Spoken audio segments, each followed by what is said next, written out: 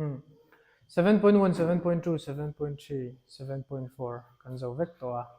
tuna a to ber na 7.5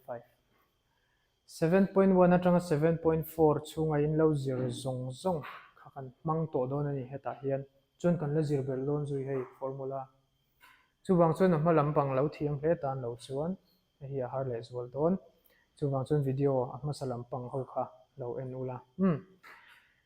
le kan soi chanang 7.5 a chun nge kan zir don algebraic identity ho kan zir dona zia chuan in olsam a soi dan olsam a chuan formula kan zir don tina ni chu algebra formula sang sang te kan zir dona hei formula som kan zir dona long kim thei lo le ngala loko hian formula hi som kan zir dona hei tuna kan hmu ho hi lo nianga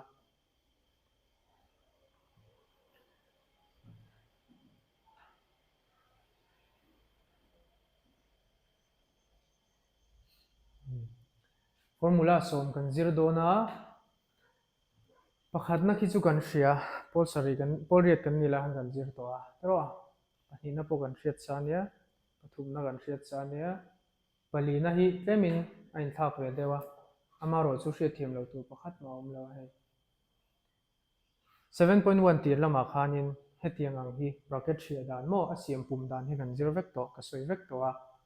hei hian hei pun tira andota hei pun tir le a chuan hei hian hei ron pun tir le a andota hei pun tir le a tikhan an te hian ron hu mai chu ni formula chu chuan hei kan zir bel chu panga na tang hian ani ta ni kan zir bel ho chu x plus y plus z whole square chu hei tam to khop mai aron chua dan chu in hra tho hei po x plus y plus z square ani chuan x plus y plus z kha pahnih in ziak anga in pun tir mai a chuan hei hi ron chuak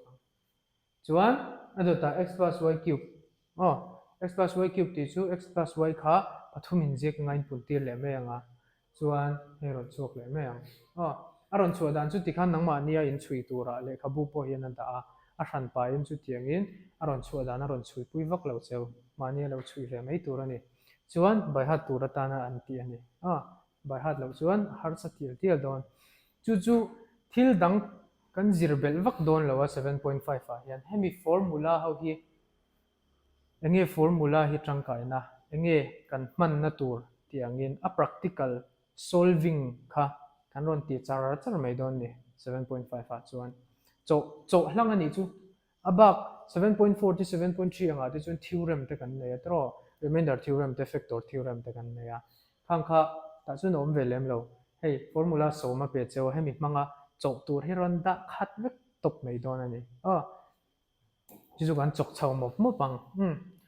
atira all the way na trananga har chau tial dona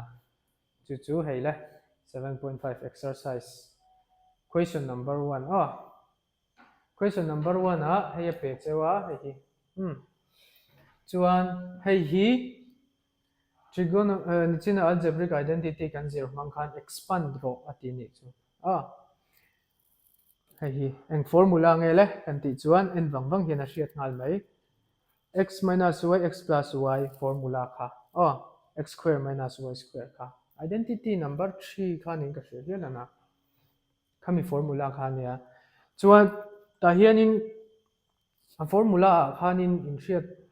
tura ka du chu x le y form in a pe tro chuan hei example a hian x form in a ron omani hei hi a buai thla ka chu wang chuan a formula khan x le y a khan a le b angin ngai ruat ta ula a ol zok ani chan chu hriat pol lo nan x te alo om ve box ya hriat pol lo nan chu wang chuan x minus y a khan a minus b angin lo ngai ruat dei ula chuan x plus y a hian a plus b angin lo ngai ruat dei ro ani chuan x square minus y square chu a square minus b square ani mai don ani chu ta hen kan hmang chinang hei x square minus 1 x square plus 1 by 2 ani atro chu hemi form hian kan da don ni chu hemi x square hi a angin kan ngai ruat chuan minus a omanga 1 by 2 lai zonga hi b angin kan ngai ruat leang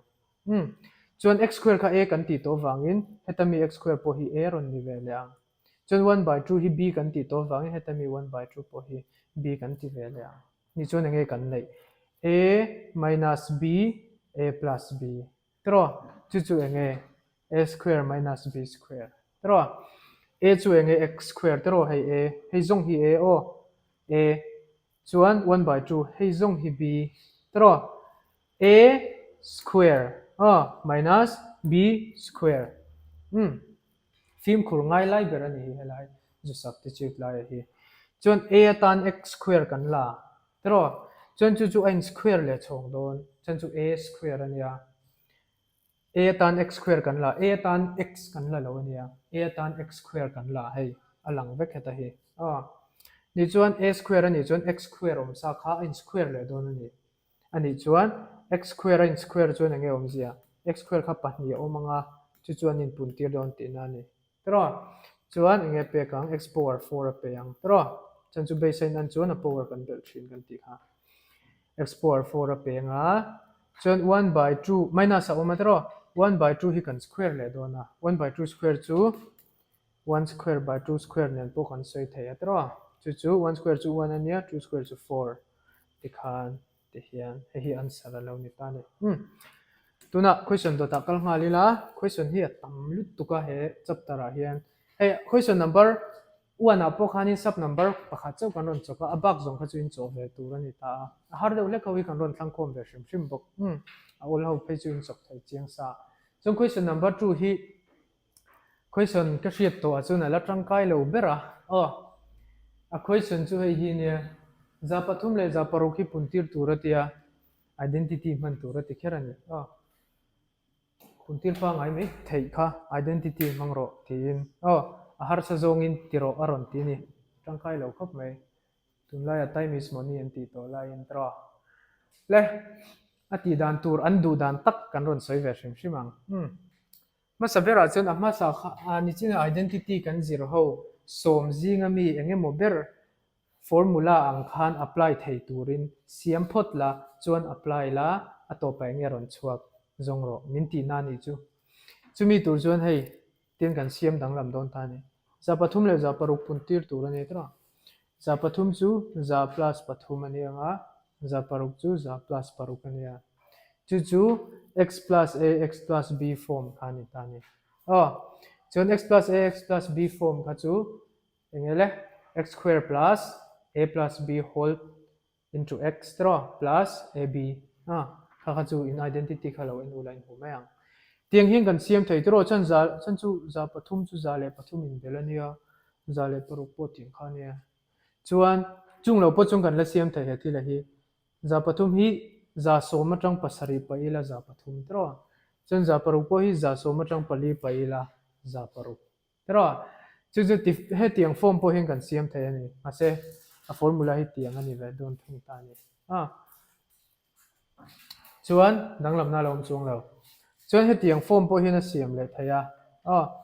tiang form hin a siam the ain alternate ve thung anga sign hi za le pathum angin le za soma tanga pali pai angin chuan za soma tang pasari bel angin za tanga paruk bel angin chuan za atan hian x kan manga ani chuan za soma tan hi chuan y kan manangai x in mang ve ngot thiang to lo nia chuan chu za le za somai nang lo x in mang thei lo let x be ang turani wangin chuan hei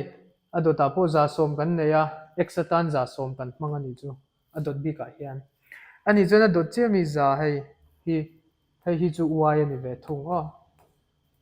x ani lo nia achunga hi chuan x ani ta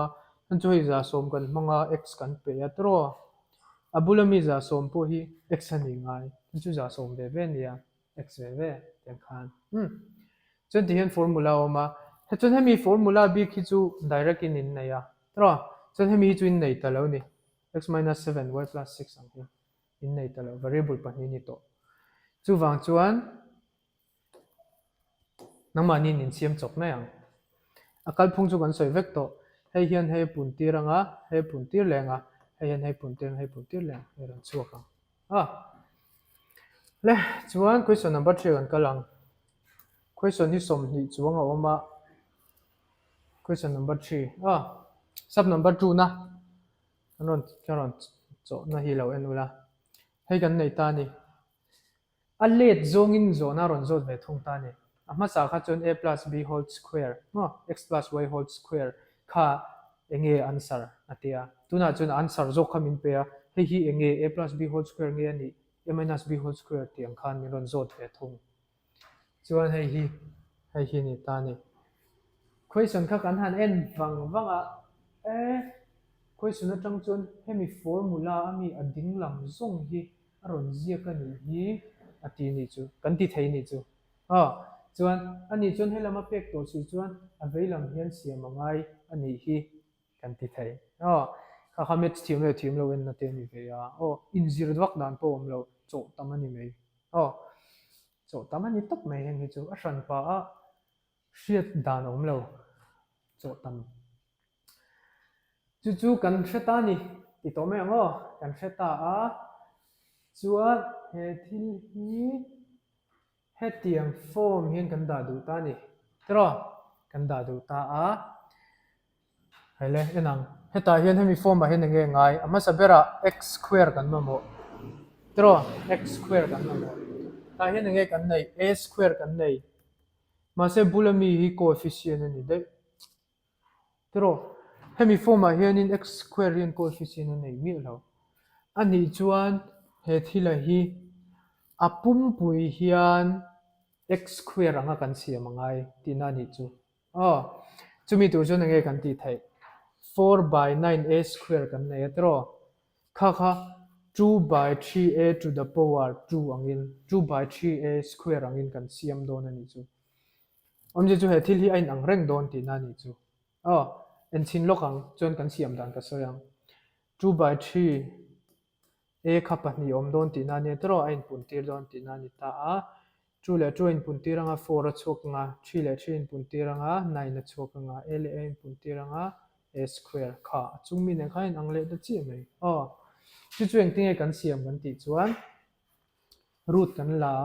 powara 2 kan da mai ni chu trick pakhat ani ta entina he thil hi whole he tianga whole square ang hian kan da duwa tro ani chuan hei hi root kan la mai ang hei heti hian 4 by 9 a square ani tro root kan la mai ang ti hian chuan hemi a ron chhuak a piang kha kan da anga chuan square kan ti le mai ang trick ani chu chu root kan la ta hei enge root 4 ti hian a kal don atro hei root hi kan then sang theia kan du chuan kan then sang theia en tirnan ti hian root 4 divided by root 9 into root a square angin kan then sang mai don ni hetiam em chon root 4 chu engzat nge 2 ani ti kan hriat root 9 chu engzat nge 3 ani ti kan hria chon number square nei kha root chunga om chuan ain cancel theia square le root kha chuan a chuang ta 2a by 3 2 by 3 into a ro chu hei hi lo ni ta ni ti hian khat chuan adota b square hei hi chu hetami y square ne na in mil turin kan la anom na hun hi pakhat dinglom zo ko ma pakhat ala ya oma ti lampang ani lo ni chu chan chu plus ania plus a chun du zok zok kan jek ma sa thei tro 2 plus 3 le 3 plus 3 nang reng kan ti a chuan hei hi la chuang le ta ni hetin hei hi uluk ngai lai berania kan formula ne ya chuan 2xy kan ti tro x atana kan man chu hei hi ni to a tro y atan hei kan mang to a tro chuan 2xy angin kan rem chin popang 2 kan danga x kan danga y kan da lenga kan rem chin popang chun hei kan chok chinang hei hi aron chhuah chat thei chuan he thil hi ta hian kan lo ti chang de ratin hani chu en chinang pani le panin puntiranga pali chuanga pathuma la chuanga a le b in puntiranga a b kha loin enge engte kan soyang aloin satisfy le ta vek mai ti khan ani chuan xi o a hei hi kan la ka yi o a hemi kan la khan mo hemi puma hi heti form hian alo om ta ni ani chuan heti form ani chuan heta hin kan thak thei to chân chu x atan kan lak kha ta hin kan da me nga y atan kan lak kha ta hin kan da nga tiang form hin kan ziak me ang chu hei hi ni ta ni x atan 2/3a kan la y atan b kan la tro whole square kan ti me ni hei kalphung ang kan hela matang hela ma kan chan let tir ani chu kha ni mai a kalphung chu chung kha ting chi kha hei question number 3 thau sub number 3 a hian a oma hei hi ni ta ni hei hi eng tin nge kan factorize ve thungang kan ti chuan en tai la hemi hi kan identity man tur chu ni ta ni kan han en wang khan hemi identity hi man thei don ni hi kan ti thei ta chop tam ho chuan hemi lam hi min lo pereng an ni hi mole ti kha kan mu ta ni chuan ani chun hemi lam in pek chun hemi lama hen chan ti rangai don ani hi kan ti chumi tur chuan enge kan ma mo x le y hi enge ni kan hriat angai tero chuan x le y hi hemi le hemi hi in anga a form hi ani chuan heta tangin x le y kan vala le me ta hian x square kan ma mo ta y square kan ma mo ta hian enge kan nei 25p square 36q square hei hi p square hi x square angin la taila coefficient a 25 a nei don sia kan formula hian coefficient a hian engma si lawa 1 tina chu wang chuan hemi pui hi x square anga kan lak thei angai don ni chu chumi tur chuan eng tinge kan tiang angai ang bok khan root chunga kan da anga ti hian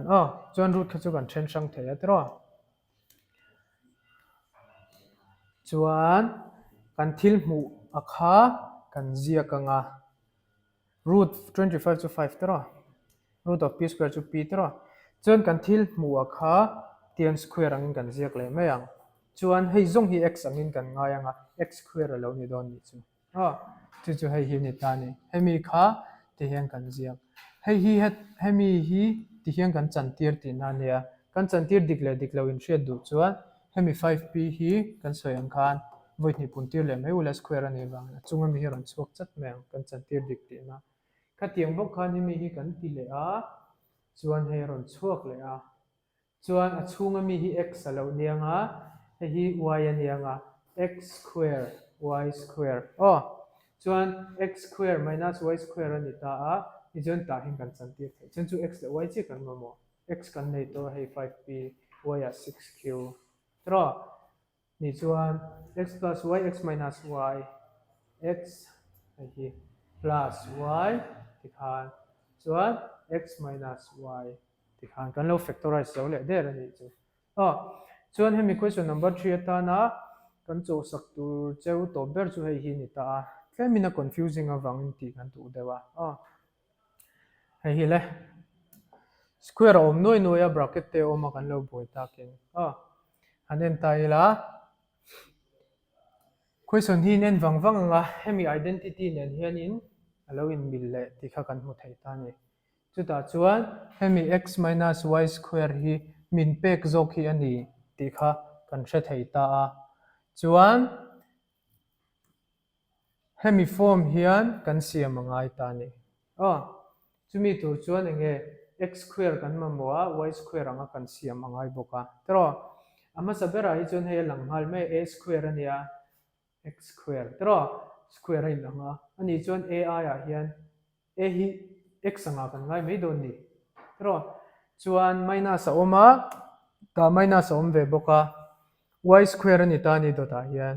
chuan hei hanen taila enge in square kan ti chuan b le b minus c hi a in square ta tro ani chuan b minus c hi y anga kan ngai le mai don ani omje chu a zong te hi x angin kan ngai anga b minus c a hi y angin kan ngai anga hei nen hian lo in ang chi don ani chu chuan chumi kan nei to chuan hetiang ang hian kan siama x plus y angin kan remanga x to a kan tia y chu b minus c kan tia ti hian bracket angin kala da ria chan chu y kha kan hriat than nal theinan chuan bracket a in khara bracket thara x minus y turania x atan a kan tia y atan b minus c chuan minus chuan y kha hriat than theinan bracket in kala da chuan ti po hian answer chu ni to ma ro chu kan la chok zo lo a chung bracket hi kan la thiat lo tro hei hemi bracket in chunga in bracket dang om mi lo hi chu bracket kan hriatthiamna minus b plus c tian tai chu plus ani ba ngai ang kan je kan tin chok tan chuan data question number 4 kan kalanga question number 4 ah hian kan formula man tur chu hei hi ni ta ni kan question nei chu hei hi ni ta hemi zong a hi hei hi expand ro aron ti le ta eng identity nge kan manang kan ti chuan hemi identity hi kan mang thei ti kha kan hrele ta ni chuan eng zoki nge min pek khoi lam zoki nge min pek kan ti chuan he lam zoki min pe hei alang ngal veka hei hi x anianga hei y hei z anianga whole square ani ta tara he lam form hian kan siam angai ta ni chu chumi tur chuan x le y le z tur kha kan thlang leng heta tang hian hemi thana hian uluk ngai lai ber tur chu an sign hi ni don ani enta ula plus vekin formula kan zira tara ta hian minus ang ten aron omani chu x atana kan lak huna khan uluk ngai ta tiang hian kan la don ni hei hi tiang ang hian kan la ang introductory video kan soi to minus an sign ami kan lak tel chuan plus angin ti hian kan da thei ani kan ti to chu kan da tareng ani minus 1 by 2a popa hi number pakhat angin kan la a sign zong nen hian chu x kan tluk tir don ani chuan minus 1 by 2b popa hi kan la le anga chu y kan tluk tir le ang chuna to bera 1 awama hei hi a 1 lai hi z kan tluk tir le mai don ani chun x plus y plus z whole square alo ni le ang chuan hei hi aloin ang le chi don ni chu hemi nen hian omje chu x kan hre to y kan hre to z kan hre to hei nen hian nei nanga ani chuan heta hian kan chan tir thei ta ni masabera x square kan mo tero x atan nge kan lak minus 1 by 2a chu hei minus 1 by 2a square chun data y square ania minus 1 by 2b square chun z square ania 1 square 2 ania bracket chhunga ai 2 ania bracket chhunga xy tro x le y in puntir don ni chu x atan minus 1 by 2a y atan minus 1 by 2b tiang khan yz le zx po kan ti ta chuan tlaya hian da dik vek to si amaro chu chok sual hian tam thei lu tu kani mathematics as minus aya plus da ke po hian in answer a buai dei thei chuwang chun uluk tur ani formula nga in da dik thap to nuwa hian a chaw thlak na le a chi hian uluk tur ani ta ni minus 1 by 2a square ani chuan minus 1 by 2a le minus 1 by 2a anin puntir don ti na tero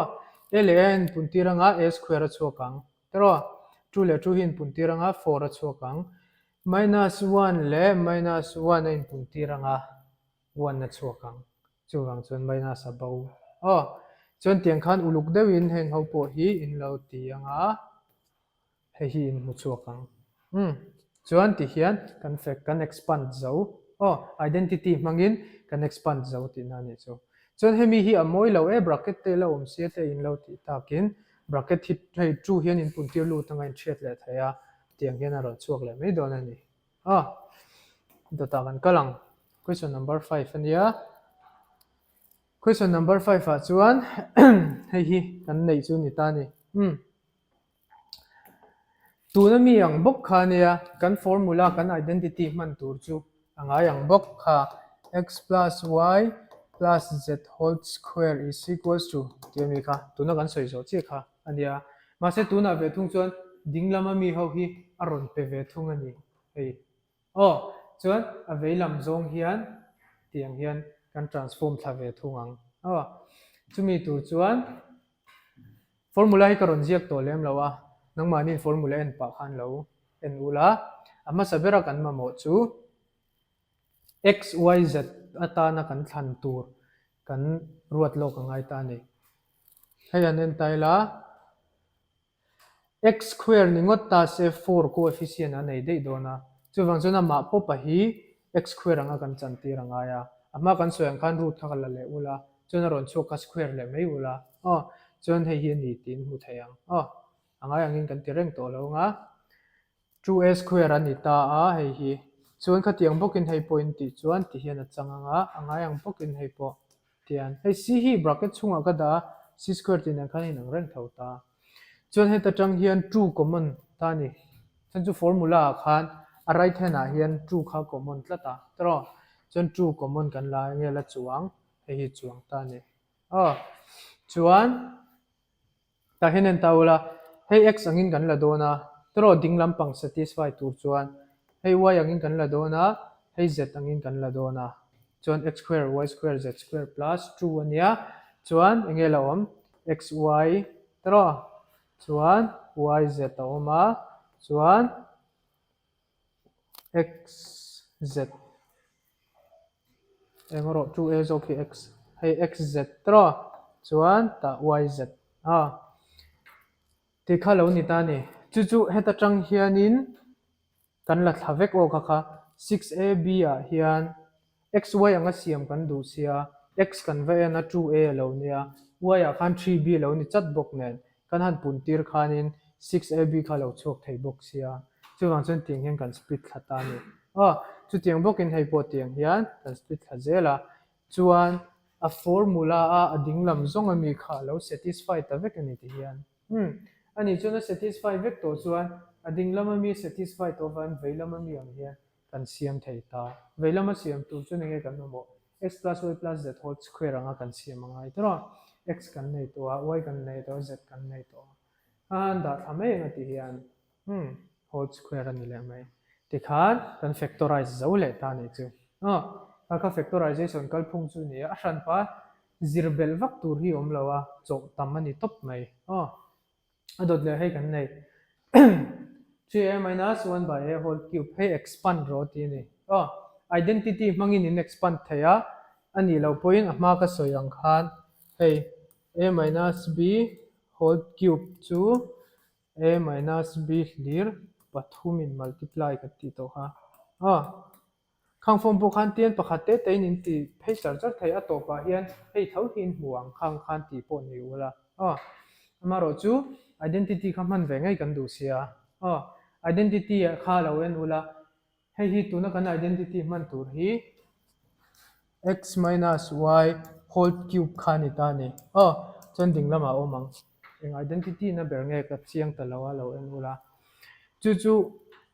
a veilam zo khi min pe ni tro hei alang hal vek ta 3a hi x a kan hmang me anga chon 1 by a top a hi hemi top a hi y a kan hmang le me anga tro chen ding lama ain rem dan ang khanin x le y ho kha kan rem phei ve le me ang chu kan han rem chin hei chuak ta ni x cube tro y cube tro 3xy tro x minus y kan rema chuan right hand side ani nom to tro ma se kan la chok zo lo chok zo tur chuan bracket kan thi angai 3a cube chu 27a cube cube vel chu zon dan in threto 1 by a cube chu 1 by a cube ani mai whole cube kha a cube amal te tension chu 1 cube kha chu 1 thau ania tro chuan 3 times 3 hi 9 ania chuan a le a hin kan se langa 9 che chuanga a chunga hian hei ania hei chuan hei hian va lut le ta se bracket thiat ta se to pa hei bok hi chuak le don ni kan in expand zo le ni chu identity angin in expand ta chuan in chok zo chuan question number 7 kan zo trap to question number 7 tuna hele a polynomial hi a har chho tial tial ani hei hi tuna mi ang che formula khania eng identity nge kan ti chuan identity ho khan lo en ula x plus y whole cube khani ta ni dinglama om ho kha chu x cube pa oma tro y cube pa oma chuan 3xy a oma chuan x plus y a om boka ti hian chuan tuna min pek hi a dinglam pang ami hi ni ve thung ta ni a dinglam pang ami hi min pe a ma tinge bracket hi va om ve lo ve heta hian kan ti chuan bracket kha lo thiat lo kan ni mai 3x square y tro 3x square y le hi va pun te chuan 3 3xy square ani le mai khang lo thriat lok ti na ni chu chon khamiang chi kha he min pe a chuan nge kan ti tur hemi angin min pe a hemi form a hen kan siam mai ang hemi form a siam tur hen nge kan ma mo x le y che kan ma mo tro omje chu heta tang hen x le y kan hri chu na tok mai lo ni tro tok mai lo e a chan chu x le y kha heng ang hian lo om se heng anga an om le si lo chuan heta heng kan siam ngot thei lo ta talom tro chu wang chuan in dinglam ang thapa an kan da thei anga hi en chinang 1/8a cube kha 1/2a whole cube angin kan da thei a chuan 1/4 chuan ta hian a ron twist lai tak chu he tami hi hei hi heta y cube atana kan man tur kha ni ta ni kha ingtinge kan hria tam kan ti chun chaw tam bok kha ni mai chuan ti hian kan da thei a kan da dan hi chu kan soi to lawang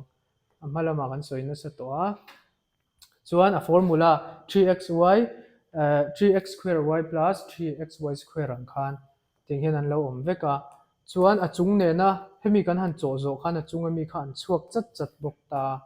omje chu kan split dik ti na ni chu chuan a topa ti hian a ron chuak ta a omje chu hemi form hi a dinglam form ang thlapin kan nei ti na ni a ani chuan a veilam form ang hin kan da ang tro x le y a kan ma mo a x atan hei kan la a tro hei y atan kan la a whole cube mai tur ani tiang hian ti khan ni le mai a chuan question tangkai lo deuh dang pakhat a awm a question number 8 hi ni ta a 102 whole cube hi cube lo in han chok te ti atia identity nge motal mangin han chok te atia chu example chodan rang a awm theya identity kha in nga sia ta khan cube a po khan a plus b cube chin in chok theya a minus b cube chin in chok thei boka tuna chun a plus b cube chin karon chok ani a plus b angin hei siam ngai ta tro chu 102 chu 100 plus 2 angin ka siama 100 hi x anga ka ngai anga 2 hi y anga ka ngai ang chuan x plus y whole cube alo niang tro x plus y whole cube kha kan expand chuan x cube plus y cube plus 3xy tro chuan bracket chunga x plus y kan nei kha ni ta tro ti khan identity angin kan chok der ani chu tuna chun hei siam pum ani to mai hei hian hei tlukanga hei hian hei tlukanga chuan hemi zong hian hen ron tlukanga hei hian hen tluk lenga chuan hemi hi siam pum chuan tian a ron chhuakanga I belanga tian a chhuakang kang le top kha ni mai chen tuna question number 9 kan nenanga question number 9 a hei hi kan nei ta ni hei hi eng identity nge in mil ti kha kan hria tangai he thil hi eng identity nge in mil kan ti chuan x cube minus y cube identity ne khan in mil ani right hand side ta nge om kan ti chuan x plus right hand side ta nge om kan ti chuan x minus y oma x square plus xy plus y square kan nei ani tuna hian helam hi min pe a helama hin kan siamang kan expand don ani chu mi tur jon x cube le y cube pang kan siamang ai tro hei hi athila hi engti kan tiang cube pa chuan kan ti chuan a hi chu in cube sa tro hei hi line cube velo tro eng number cube in nge thil hi unsatisfied theyang kan ti tu chuan cube ani chuan cube root khalak mai tur ani cube root a chuan nge om kan ti chuan hei square root ang deuh chunga hian number in nei ta tro LCM i la anga ti khan a factor ho kha iziak chuak don ta ni chuan pathum chin jong kha pon an chuak thei kan tiang kha square root a chuan pahnih a awm chuan pakhat angin a chuaka kan ti tro cube root a chuan pathum a awm chuan pakhat angin a chuaka 216 po hi 6 into 6 angin a lo awm ta ni hei pun te chin mau la hei chuakang chuan pathum an nia cube root a lo ni se pathum kha pakhat angin a ro chuak ta ni chuan kha kan cube le mai ang ama kan tiang khan square a kan tiang khan chuan a nen khan in combine anga tian 6a cube tro ka tiang bokin helam po 5b cube chuan 6a hi x atan kan la mai anga 5b hi y atan kan la le mai anga x cube minus y cube kan lo nei ta nei chu hei hi chuan hemi form a dah le kha ni mai x minus y ma mo hei x minus y chuan bracket chunga x square ma mo hei x square xy y square chuan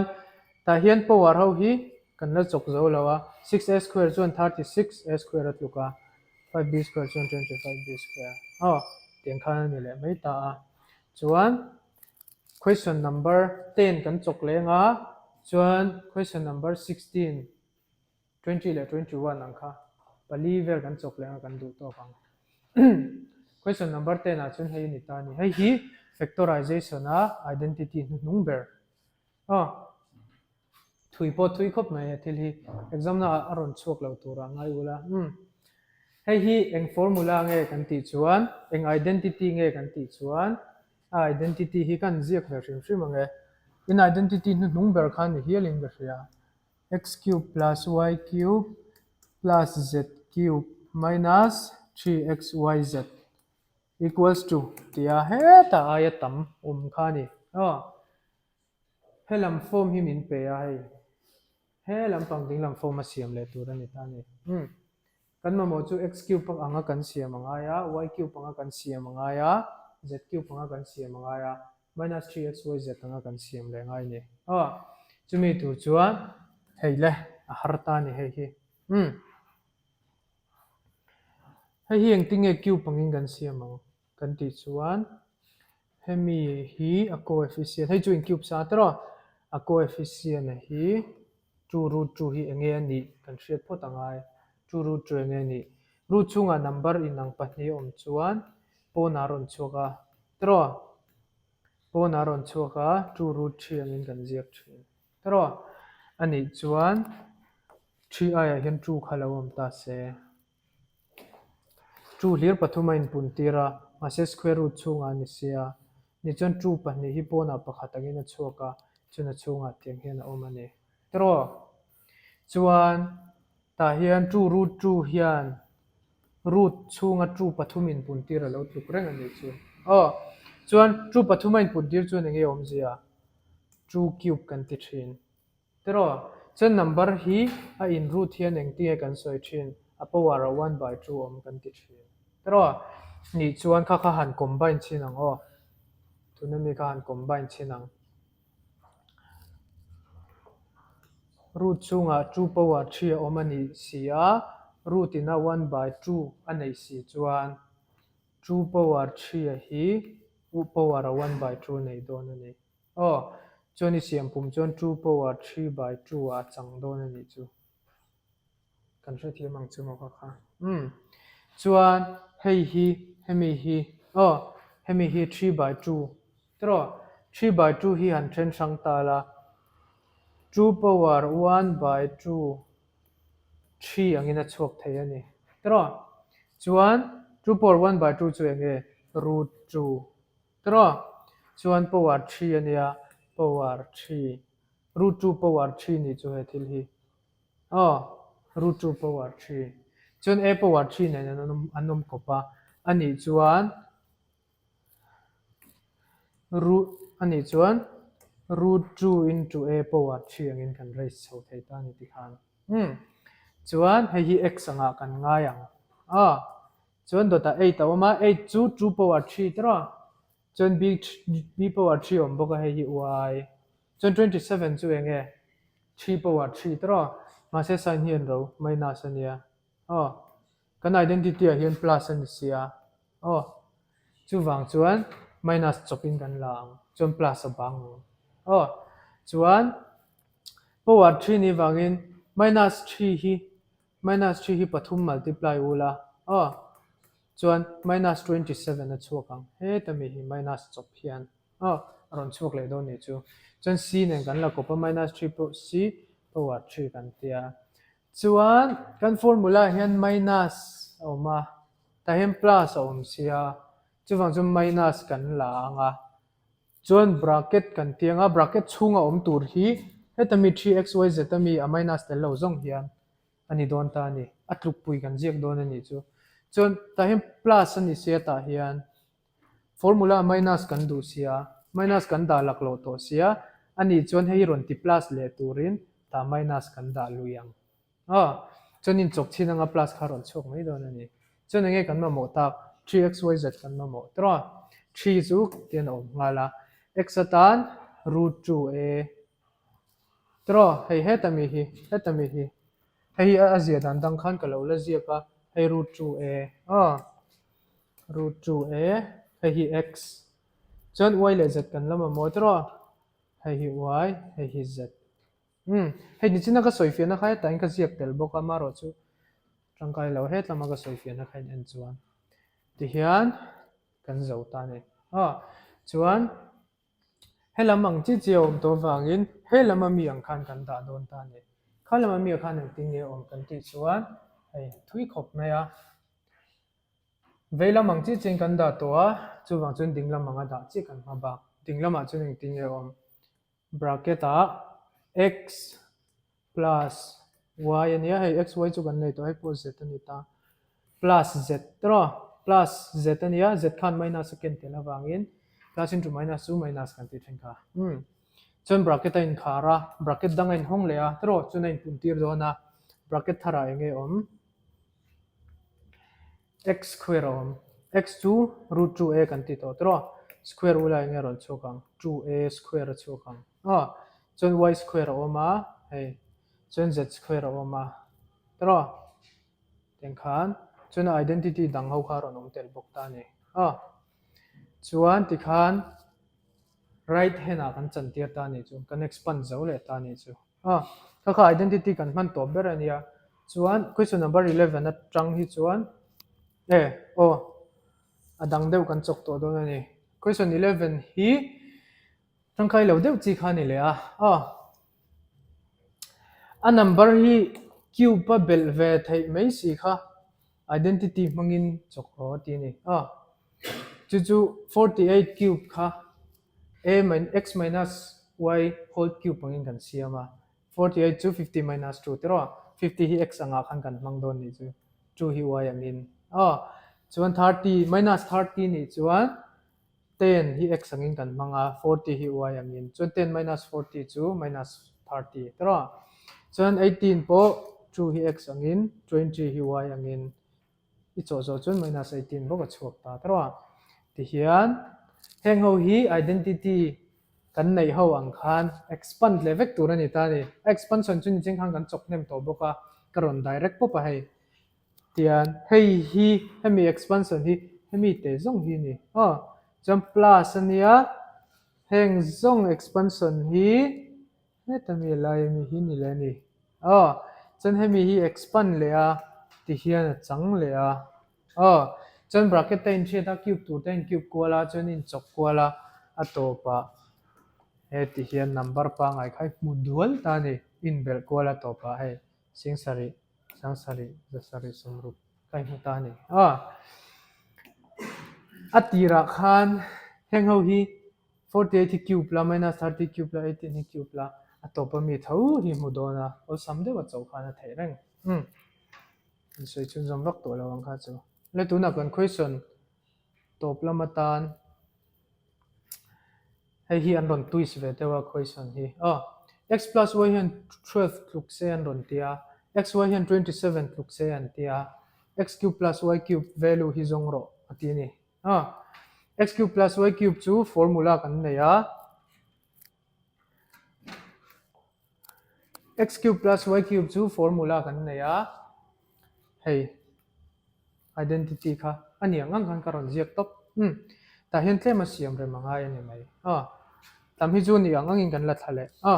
ta hian x hi chu ni angangin kan la tha a y po hi ni angangin kan la tha ta hian le he thil hi azia dan dangin kan ziak ang minus xy hi 2xy minus 3xy ne nei nang reng 2xy minus 3xy ne nei nang reng chan chu hi chok zo la minus xy tho im buang om je chu 2 om hle hle kha 1 plus 1 angin kan ziak thram ti nang deu ni chu chan chu kan chok zelah ngai lo shemang he tianga kan da hian alai nang renga tro tianga kan da hian hei masa pathum hian en teu hei le x square plus 2xy plus y square angin a chang tro chu enge identity number 1 a kan nei x plus y whole square tro chuan enge la chuang kan ti chuan minus 3xy kan tia hei ala chuang mai kha chu chuan x plus y kan nei khan he tami value hi kan mang thei ta chi ani ni loin he hi ni ang hian chok zo don tai la chaw chaw ngai na om mi lowa chu wang chun henga han ti kol vel te kha nga ya ka tiang ti kol thiam ka match thiam chun ni mai chuan x plus y anga kan nan da khan he kan mang thei ta chi a tum nei ra ning kan chok thani chu chuan x y lo ma tro chuan heta x plus y ma x plus y chu 12 kan nei sa chuan heta x y hi min lo pele hlo me hei ti khan hemi value kha kan zong chok thei ta ni chuan an ai wa khan number ho khan da den tai la hei tin chok mai don ta number hlang alo ni to don ni chu chuan tiang kan choka to pa sangkhat zali le kali kha lo chok ta ni hang mai mai khani har lo lu tu le tu na question number top per dot 2 lo enang rectangle pe a dimension zong ro tia dimension kan ti chuan adung le wang ani me ang chu i rectangle anga chuan a sei zong le a sei zong le a san zong no adung le wang zong ro ati chuan rectangle kha hei hian ni lo ti ta ni hei a area ni ati ta ni area chu enge rectangle kan nei chuan a area chu a length le a breadth in puntir tro hei hian area tluk don ati tro chuan hei hi rectangle area ni ati ta hemi area hi he tami hi ani ati ta ni chuan simplification kan zir hnem to factorization kan zir na sa to he thil hi in lo factorize anga hei in huang he thil hi in huang factorization ama sabera mi ang khani he chuan hei hian enge soi hemi na soi chu hei le hei hi anin puntir ani ati ani chuan pakhat zawk hi a length alo ni don ti na ni chu chuan pakhat zawk hi a breadth alo ni anga chuan anin puntir anga chuan hei a pe a hei enge ni kan ti chuan area hei area kha ti khana dik le thlap om je chu adung le wang zong chu hei hi dung ani anga hei a wang ani lo vek pon hei a wang an hei hi adung ani anga hei hi wang ten khan a dimension kan nei ni chu ole tuna chuan question to ber kan lo ti tonga question number 22 ania a question in min zo chu hei hi cuboid volume ani ati ni cuboid chu enge kan ti chuan hei a lem kan han zep china length ne ya tro chuan breadth ne ya breadth chuan hei hela hian a chha zong ani thickness ani chha zong ani to rectangle in ti top chuan thickness ani mi lo ni length le breadth chaw ani ya cuboid chuan thickness ani to a chha zong ani ya chu length breadth height angin kan ziak dung em ngoro fa poi ta h kan mang thina h kan mang thina thickness soi na ni mai then khata chuan height angin kan soi me anga om da na zirin chuan heng hi hei a dimension hi en taila 3 dimension nei ni dimension pakhat pahnih pathum nei ni 3D kan ti ho khan ni ta ni chu an volume hi formula oma volume chu volume of cuboid cuboid chu length into breadth into thickness thickness kha h angin kan dang chan chu eka butam taka hian an da thina hei hi a volume chu ni ta ni a question in min zo chu a dimension zong ro min tia a length a breadth le a height kha khang ho kha a thickness kama khami ho pathum khamin pero atita ni min zota chuan given a min pe kom chun chu a volume hi hei hi ni atita ni chuan volume formula kan nei hei length breadth into height chuan a volume a hian hei length breadth height of dimension kan ma mo tak kha lo ni vele chi bok ani chu kan chok mai don ani ma sabera chuan hei han hen taila k common antro chuan an number hawa hian 4 in a divide thei veka chu 4k kan la common ta he ron chuak ta ni tro chuan 7.4 vela kan zirang khan splitting the middle term in hethili kan factorize sang chuan a factorize dan kha chu 7.4 a kan soina sa to atuna chung kan ti to lawanga ti hian heta tang hian ti hian a ron chuak lon ta ni hei hi hemi polynomial hi kan factorize chuak ta chuan han en taila tram pathum kha in pun tir ta ni tuna hian 4k a oma 3y plus 5 kan nei a y minus 5 kan nei boka thil pathum a lo om ta ni chuan kan ma mo tak kha lo ni ta ni hei length breadth height kan ma mo tero thil pathum kan ma mo a ta hian hei pathum a ron chang chat ta ni amje chu pakhat ber hi length ani don chiang sa chuan pakhat ber hi breadth ani leang pakhat ber hi height thickness kan ti kha ani leang ma se khoi hi nge an ni kan la chiang bik chuang lo amaro chu a dimension kan ma mo ber chu a length a breadth a height kan ma mo a chu heng ho hian lo ni ta ni